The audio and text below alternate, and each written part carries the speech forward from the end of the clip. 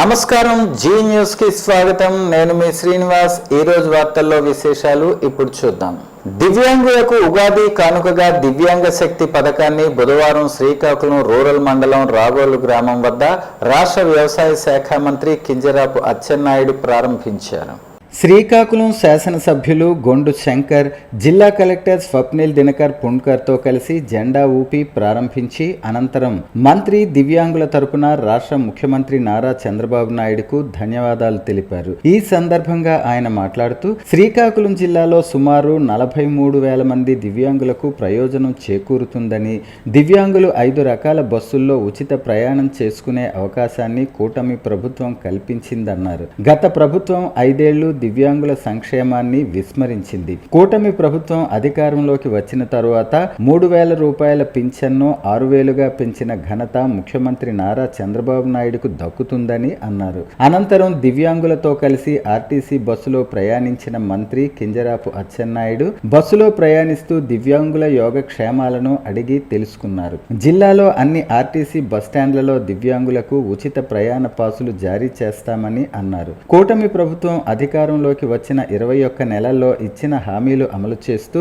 ఎన్నికల్లో ఇవ్వని హామీలను కూడా అమలు చేస్తున్నామని, ఇది ప్రజా ప్రభుత్వమని మంత్రి స్పష్టం చేశారు. ఈ కార్యక్రమంలో శ్రీకాకుళం జిల్లా కలెక్టర్ స్వప్నిల్ దినకర్ పుణ్కర్, శ్రీకాకుళం శాసనసభ్యులు గొండు శంకర్, ఆర్టీసీ అధికారులు, కూటమి నేతలు పాల్గొన్నారు.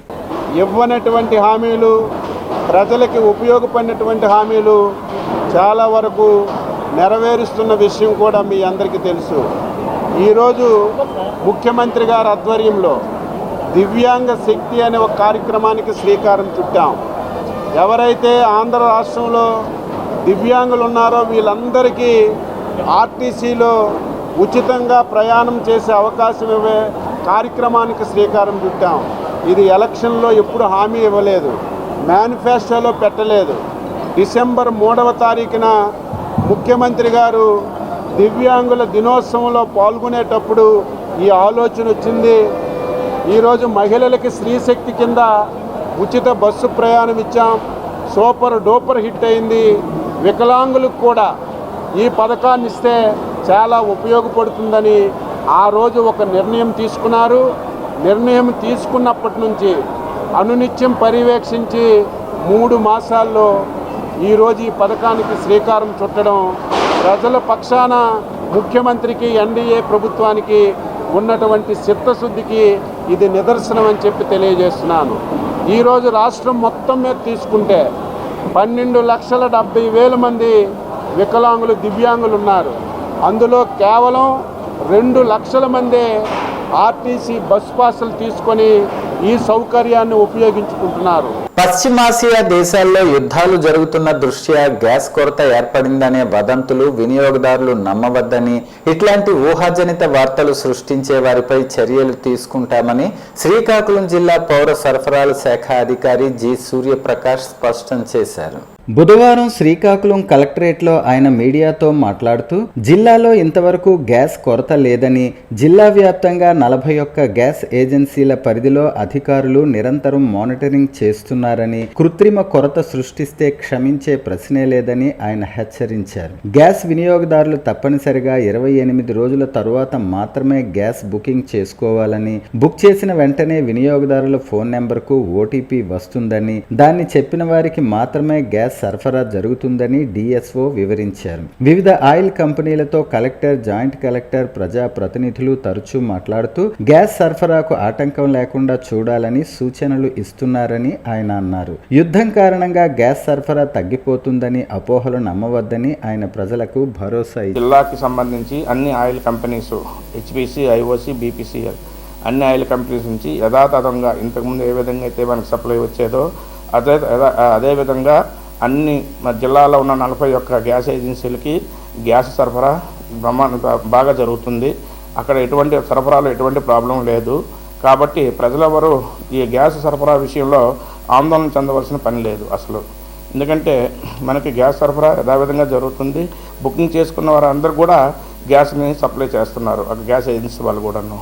కాబట్టి ఈ యుద్ధ వాతావరణం అనేది అక్కడ వాళ్ళకి తప్ప మన ఇండియా మీద కానీ మన ఆంధ్రప్రదేశ్లో కానీ మన శ్రీకాకుళం జిల్లాలో కానీ దాని ప్రభావం ఏమాత్రం లేదు. కాబట్టి దీని మీద ప్రజలెవరూ ఆందోళన చెందవలసిన అవసరం లేదు. దీని మీద మేము కూడా జిల్లా యంత్రాంగం మేము కూడా నిరంతరం గ్యాస్ ఏజెన్సీ వాళ్ళతో పర్యవేక్షణ జరుపుతున్నాము. ఎక్కడ కూడా సరఫరాలో ఎటువంటి అంతరాయం లేదని మాకు తెలుస్తుంది.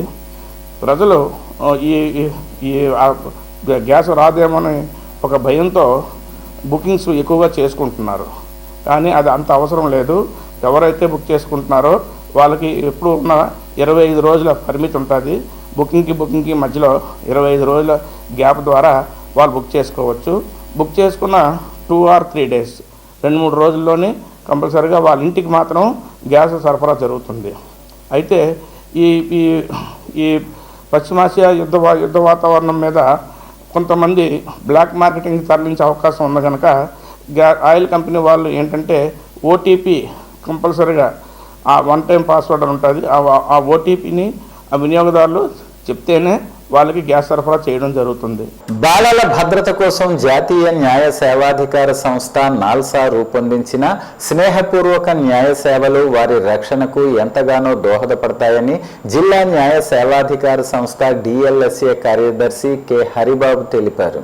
బుధవారం ఆర్ట్స్ కాలేజ్ రోడ్డులోని ఆర్సీఎం సెయింట్ జాన్స్ స్కూల్లో విద్యార్థులకు అవగాహన సదస్సు నిర్వహించారు. ఈ సందర్భంగా ఆయన మాట్లాడుతూ బంధువులు, స్నేహితులు లేదా ప్రయాణాల్లో ఎవరైనా అసభ్యంగా ప్రవర్తించినా, శరీర భాగాలపై అనుచితంగా చేతులు వేసినా భయపడకుండా వెంటనే వద్దు అని గట్టిగా చెప్పాలని హితవు పలికారు. ఇటువంటి చర్యలు చట్టరీత్యా నేరమని, వీటికి కఠిన శిక్షలు ఉంటాయని హెచ్చరించారు. ఆపదలో ఉన్నప్పుడు లేదా వేధింపులకు గురైనప్పుడు విద్యార్థులు వెంటనే చైల్డ్ హెల్ప్ లైన్ 1098 లేదా పోలీస్ నంబర్ 100 లేదా ఉచిత న్యాయ సేవల నంబర్ 15100కు సమాచారం అందించాలని హరిబాబు సూచించారు. పిల్లలు క్రమశిక్షణతో కూడిన విద్యను అభ్యసించి తల్లిదండ్రులకు మంచి పేరు తీసుకురావాలని ఆకాంక్షించారు. ఈ కార్యక్రమంలో న్యాయవాది G Indira Prasad, sister Jyotsna T, Sumanjali ఉపాధ్యాయులు పాల్గొన్నారు.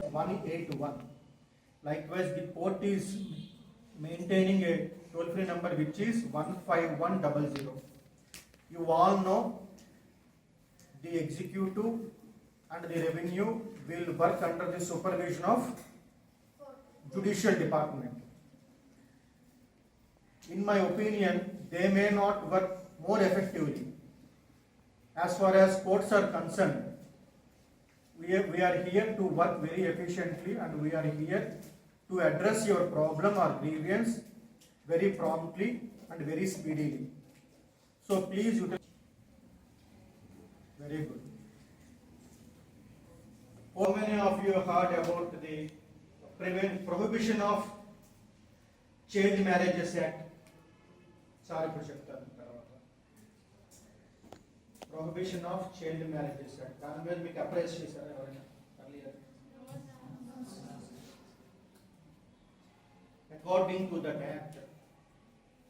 act prohibits child marriage. Srikakulam parliament పరిధిలోని అనేక కీలక ప్రాజెక్టుల ప్రస్తుత స్థితిపై కేంద్ర పౌర విమానయాన శాఖ మంత్రి కింజరాపు రామ్మోహన్ నాయుడు వర్చువల్ విధానంలో మంగళవారం నాడు సమీక్ష నిర్వహించారు.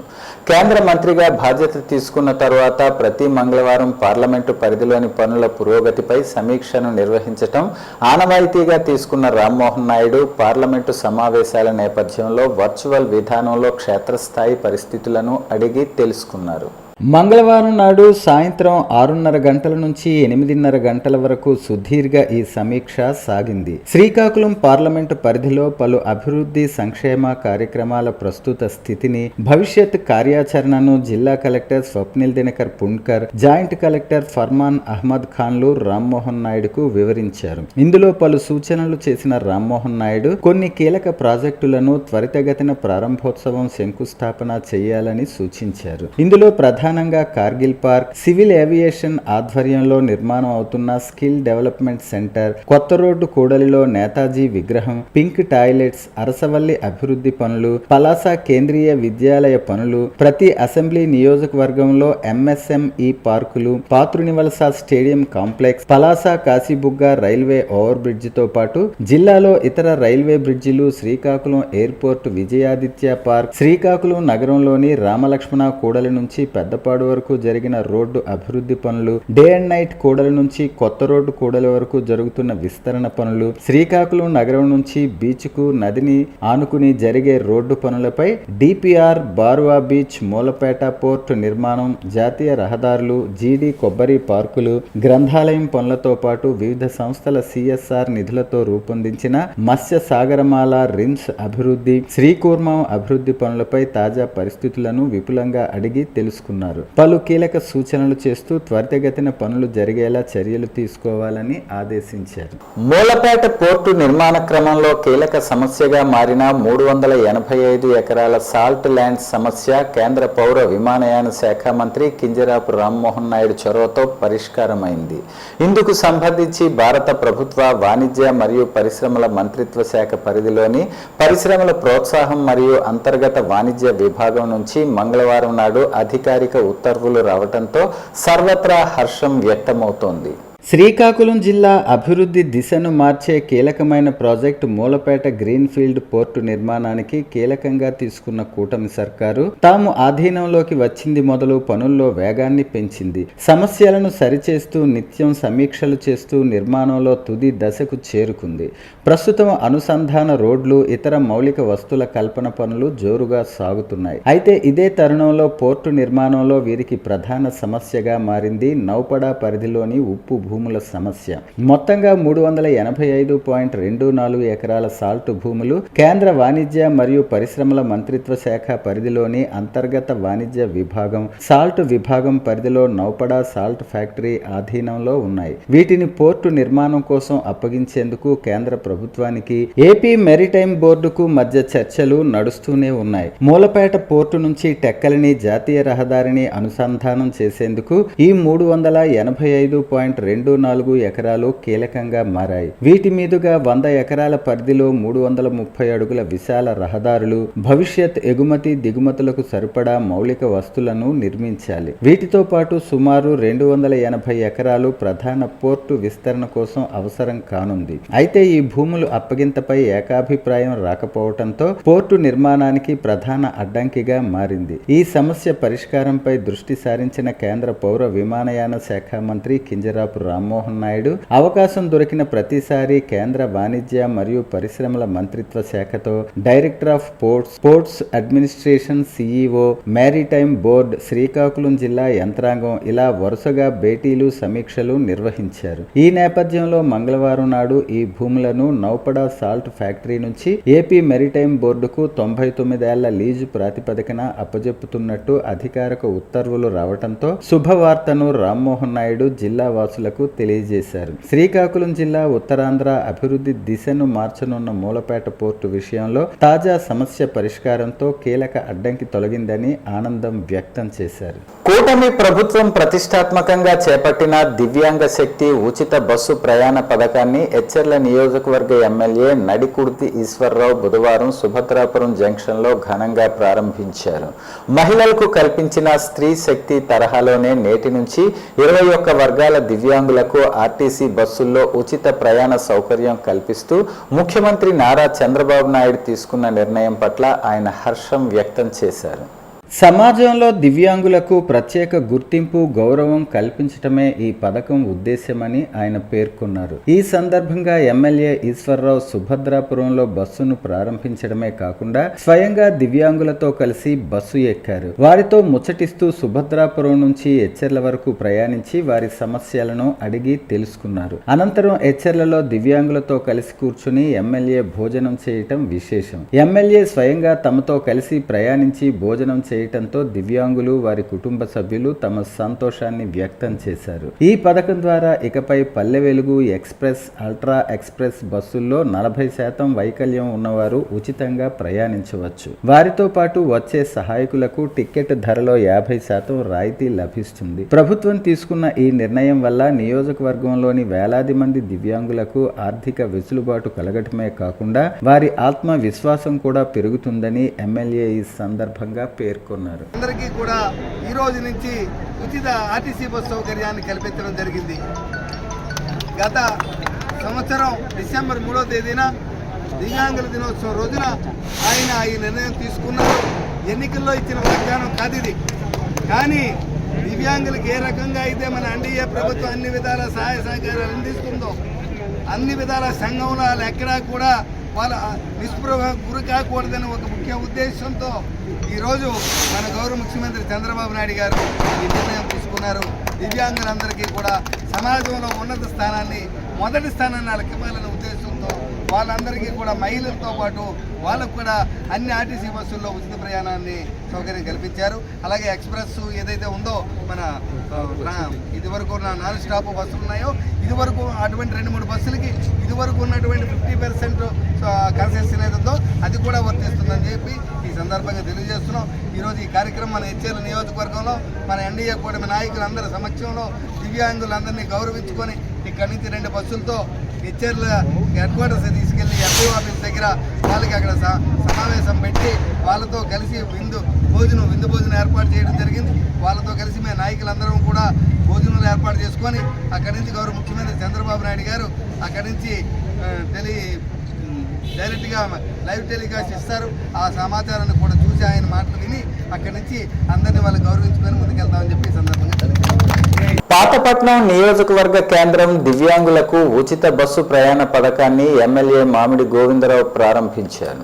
ముఖ్యమంత్రి శ్రీ నారా చంద్రబాబు నాయుడు చిత్రపటానికి దివ్యాంగులు నాయకులు కలిసి పాలాభిషేకం నిర్వహించి కృతజ్ఞతలు తెలిపారు. శాసనసభ్యులు వారి కార్యాలయం నుంచి కమలమ్మ కొట్టు జంక్షన్ వరకు దివ్యాంగులతో బస్సులో ప్రయాణం చేశారు. దివ్యాంగులతో కలిసి ఎమ్మెల్యే మామిడి గోవిందరావు భోజనం చేసి వారి సమస్యలు అవసరాలు తెలుసుకున్నారు. పాతపట్నం నియోజకవర్గ కేంద్రంలో దివ్యాంగుల సంక్షేమానికి కీలక నిర్ణయంగా ఉచిత బస్సు ప్రయాణ పథకాన్ని గౌరవ శాసనసభ్యులు శ్రీ మామిడి గోవిందరావు ఘనంగా ప్రారంభించారు. ఈ సందర్భంగా ఆయన స్వయంగా పథకాన్ని ప్రారంభించి దివ్యాంగులకు అందజేస్తూ ప్రత్యేక శ్రద్ధ చూపించారు. ఈ సందర్భంగా ఎమ్మెల్యే మామిడి గోవిందరావు మాట్లాడుతూ కూటమి ప్రభుత్వం అధికారంలోకి వచ్చిన తరువాత దివ్యాంగుల సంక్షేమాన్ని అత్యంత ప్రాధాన్యంగా తీసుకుంటున్నట్లు ఎమ్మెల్యే పేర్కొన్నారు. 40% పైగా వైకల్యం ఉన్న దివ్యాంగులకు పూర్తి ఉచిత ప్రయాణం అమలు చేయటం చారిత్రాత్మక నిర్ణయమని అన్నారు. సిటీ, ఆర్డినరీ, మెట్రో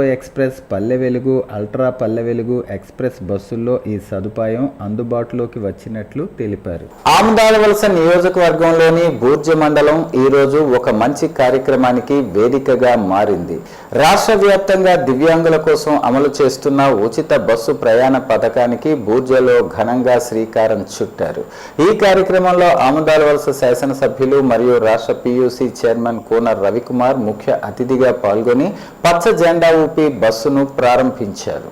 ఈ ప్రారంభోత్సవం కేవలం ఒక పథకం ప్రారంభం మాత్రమే కాకుండా దివ్యాంగుల జీవితాల్లో ఒక కొత్త ఆశా కిరణంగా నిలిచిందన్నారు. ఇకపై వారు విద్య, వైద్యం, ఉపాధి వంటి అవసరాల కోసం ఎలాంటి ఆర్థిక భారం లేకుండా రాష్ట్ర వ్యాప్తంగా సులభంగా ప్రయాణం చేయవచ్చన్నారు.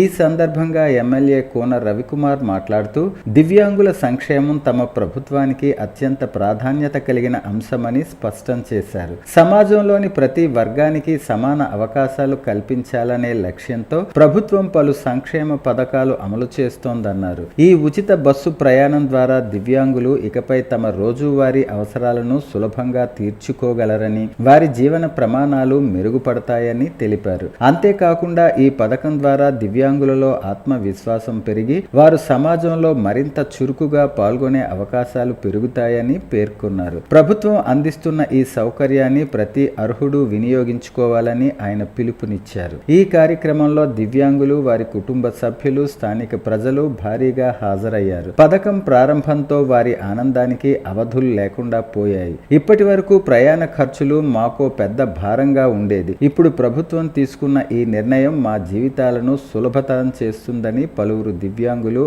ఆనందం వ్యక్తం చేశారు. తొలగించిన శానిటరీ ఇన్స్పెక్టర్ను వెంటనే విధుల్లోకి తీసుకోవాలని, లేదంటే పోరాటాలు ఉధృతం చేస్తామని AP municipal workers and employees federation జిల్లా ప్రధాన కార్యదర్శి N Balaram, CITU town convener R Prakasarao ప్రభుత్వాన్ని హెచ్చరించారు. శానిటేషన్ ఇన్స్పెక్టర్ని విధుల్లోకి తీసుకోవాలని కోరుతూ పారిశుధ్య కార్మికులు మేస్త్రీలు AP municipal workers and employees federation CITU Srikakulam నగర కమిటీ ఆధ్వర్యంలో రెండో రోజు ఉదయం 5 గంటల నుంచి విధులు బహిష్కరించి శ్రీకాకుళం నగరపాలక సంస్థ కార్యాలయం వద్ద నిరసన కొనసాగించారు. ఈ సందర్భంగా వారు మాట్లాడుతూ శానిటేషన్ ఇన్స్పెక్టర్ గా ఎన్ శరత్ని విధుల్లోకి తీసుకోవటంలో ప్రభుత్వం మొండిగా వ్యవహరిస్తోందని ఆవేదన వ్యక్తం చేశారు. ఈ కోలి బ్యాక్టీరియా వల్లే డయేరియా వ్యాప్తి చెందిందని అధికారులు ప్రకటించిన శానిటేషన్ ఇన్స్పెక్టర్ ని తొలగించడం అన్యాయమని ప్రశ్నించారు. పగలనక రాత్రనక కష్టపడి పనిచేస్తున్న శానిటేషన్ ఇన్స్పెక్టర్ల కార్మికుల సేవలు గుర్తించకుండా వారి పట్ల అధికారులు కక్షపూరితంగా వ్యవహరిస్తున్నారని అన్నారు. చిరుద్యోగులపై అక్రమ తొలగింపు సరికాదని దీనిపై అధికారులు తక్షణమే స్పందించి సమస్య పరిష్కారం చేయాలని డిమాండ్ చేశారు. కార్మికులపై తీవ్ర పనిభారం మోపుతున్నారని అన్నారు. జిల్లా కలెక్టర్ స్వప్నిల్ దినకర్ పున్కర్ సూచనల మేరకు నిరంతరం రక్త సేవలు కొనసాగిస్తున్నామని red cross chairman P Jaganmohan Rao అన్నారు. ఈ సందర్భంగా ఆయన మాట్లాడుతూ దూసి ధర్మారావు ఫౌండేషన్ ఆధ్వర్యంలో శ్రీకాకుళం జిల్లా సమున్నత సాంస్కృతిక నందనోద్యానవనంలో కవిగా, రచయితగా, వక్తగా, చరిత్రకారునిగా, సేవా తత్పరునిగా, సంస్కృతి మూర్తిగా వికసించిన బహుముఖీన ప్రతిభా పారిజాతం శ్రీ దూసి ధర్మారావు 76వ జయంతోత్సవాన్ని తనయుడు కిషోర్, వ్యవస్థాపక అధ్యక్షులు దూసి వెంకటరమణమూర్తి బుధవారం ఘనంగా నిర్వహించారన్నారు. ఉత్తరాంధ్ర సాహితీ శిఖరం సేవా మణిదీపం శ్రీ దూసి ధర్మారావు జయంతోత్సవం స్థానిక ఇండియన్ రెడ్ క్రాస్ నైపుణ్యాభివృద్ధి సంస్థ ప్రాంగణంలో వైభవంగా Indian red cross society Srikakulam ఆధ్వర్యంలో ప్రారంభమైందని, ఔత్సాహికులైన యువకులు ఈ గొప్ప కార్యక్రమంలో ఉత్సాహంగా పాల్గొన్నారన్నారు. ముందుగా దూసి ధర్మారావు జయంతి పురస్కరించుకుని ఆయనకు ఘన నివాళి అర్పించి వక్తలు, ముఖ్య అతిథి జగన్మోహన్ రావుతో కలిసి మాట్లాడుతూ సాహిత్యంతో వెన్నెల వెలుగులు ప్రసరింపజేశారని, నిరంతరం ప్రజా సేవకే తన జీవితాన్ని అర్పించారన్నారు. రాష్ట్రంలో మహిళల భద్రత నేడు ప్రశ్నార్థకంగా మారిందని వైఎస్ఆర్సీపీ రాష్ట్ర క్రమశిక్షణ కమిటీ సభ్యురాలు మాజీ ఎమ్మెల్యే శ్రీమతి రెడ్డి శాంతి ఆందోళన వ్యక్తం చేశారు. బిఆర్ నాయుడు ఉదంతం మరియు రాష్ట్ర వ్యాప్తంగా మహిళలపై జరుగుతున్న వరుస దాడులను ఆమె తీవ్రంగా ఖండించారు. బాధ్యతాయుతమైన పదవుల్లో ఉన్న వ్యక్తులే మహిళల పట్ల అసభ్యకరంగా ప్రవర్తించడం ఈ టీడీపీ ప్రభుత్వ హయాంలో పరిపాటిగా మారిందన్నారు. వైఎస్ఆర్సీపీ ప్రభుత్వ హయాంలో మహిళా పక్షపాత పాలన సాగిందని గుర్తు చేశారు. మహిళల రక్షణ కోసం దేశానికే ఆదర్శంగా నిలిచేలా దిశా యంత్రాంగాన్ని తీసుకువచ్చిన ఘనత వైఎస్ జగన్మోహన్ రెడ్డి గారిది. నాడు మహిళల జోలికి రావాలంటేనే నేరగాళ్లు భయపడే పరిస్థితి ఉండేదని, మహిళా సాధికారతకు పెద్దపీట వేస్తూ ఆర్థికంగా, సామాజికంగా అండగా నిలిచామని పేర్కొన్నారు. ఏదైనా చిన్న సంఘటన జరిగినా ప్రభుత్వం వెంటనే స్పందించి బాధితులకు న్యాయం చేసేదన్నారు. నేడు టీడీపీ కూటమి ప్రభుత్వంలో పరిస్థితి దారుణంగా మారిందని, మహిళలపై దాడులు పెరుగుతున్నా ప్రభుత్వం నిమ్మకు నీరెత్తినట్లు వ్యవహరించడం శోచనీయమన్నారు. అధికార పార్టీ నేతలే మహిళల ఆత్మగౌరవాన్ని పరిచేలా వ్యవహరిస్తుంటే సామాన్య మహిళలకు రక్షణ ఎక్కడుంటుందని ప్రశ్నించారు. భైరవానిపేట గ్రామంలో రైతన్న మీకోసం వారోత్సవ కార్యక్రమాన్ని నియోజకవర్గ ఎమ్మెల్యే గొండు శంకర్ ఘనంగా ప్రారంభించారు. ఈ సందర్భంగా గ్రామంలోని ప్రతి ఇంటిని స్వయంగా సందర్శిస్తూ ప్రజలతో నేరుగా మమేకమయ్యారు. కార్యక్రమంలో భాగంగా రైతులకు ప్రభుత్వం అమలు చేస్తున్న పథకాలపై అవగాహన కల్పిస్తూ కరపత్రాలను పంపిణీ చేశారు. రైతులు ఎదుర్కొంటున్న సమస్యలను ప్రత్యక్షంగా తెలుసుకుని వాటికి పరిష్కారానికి తక్షణ చర్యలు తీసుకుంటామని హామీ ఇచ్చారు. ఈ సందర్భంగా ఎమ్మెల్యే మాట్లాడుతూ వ్యవసాయాన్ని లాభసాటిగా మార్చేందుకు ప్రభుత్వం కట్టుబడి ఉందని స్పష్టం చేశారు. రైతులకు అవసరమైన అన్ని విధాల సహాయం అందించేందుకు ప్రత్యేక చర్యలు తీసుకుంటున్నామని తెలిపారు. ఈ కార్యక్రమం ద్వారా గ్రామస్తులతో మరింత సాన్నిహిత్యం పెరిగిందని, ప్రతి కుటుంబంతో నేరుగా కలుసుకునే అవకాశం లభించిందని చెప్పారు. భవిష్యత్తులో కూడా ఇలాంటి సంక్షేమ అభివృద్ధి కార్యక్రమాలను మరింత విస్తృతంగా చేపడతానని హామీ ఇచ్చారు. ఈ కార్యక్రమంలో BRR Vamsadhara project chairman అరవల Ravindra, rural మండల అధ్యక్షులు ముక్కల్ల శ్రీనివాస్, రూరల్ మండల ప్రధాన కార్యదర్శి కంచు దశరథ, భైరవానిపేట గ్రామ సర్పంచ్ బైరి నరేష్, అధికారులు, కూటమి నాయకులు, గ్రామ ప్రజలు పాల్గొన్నారు. మన పౌర విమానయాన శాఖ మంత్రి రామ్మోహన్ నాయుడు గారు, రాష్ట్ర మంత్రి అచ్చెన్నాయుడు గారు, వీళ్ళందరి సహకారంతో మన నియోజకవర్గం పెద్ద ఎత్తున డెవలప్మెంట్ చేసుకుంటూ కూటమి ప్రభుత్వం యొక్క పథకాలు సూపర్ 6 అని మీకు అప్పుడు మాట ఇవ్వడం జరిగింది. ఆ పథకాలు అమలు చేస్తూ గౌరవ ఉప ముఖ్యమంత్రి మన పవన్ కళ్యాణ్ గారు పంచాయతీరాజ్ మినిస్టర్గా పల్లె పండుగ తీసుకురావడం అయింది. ఆ పల్లె పండుగలో భాగంగా నేను ఇక్కడికి వచ్చి కొబ్బరికాయ కొట్టడం అయింది. అంతకుముందు కూడా మనం గతంలో కూడా సీసీ రోడ్లు 14-19లో కూడా కొన్ని చేసుకున్నాం.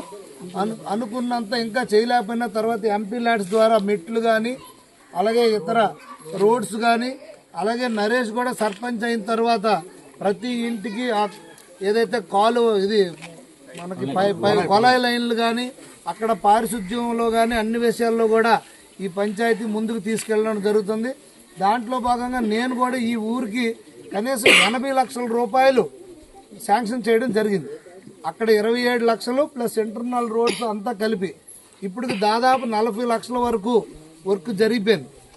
ఈరోజు కూడా శ్మశానంకి ఏ క్లాస్గా బ్రహ్మాండమైన సీసీ రోడ్ వేసుకోవడం జరిగింది.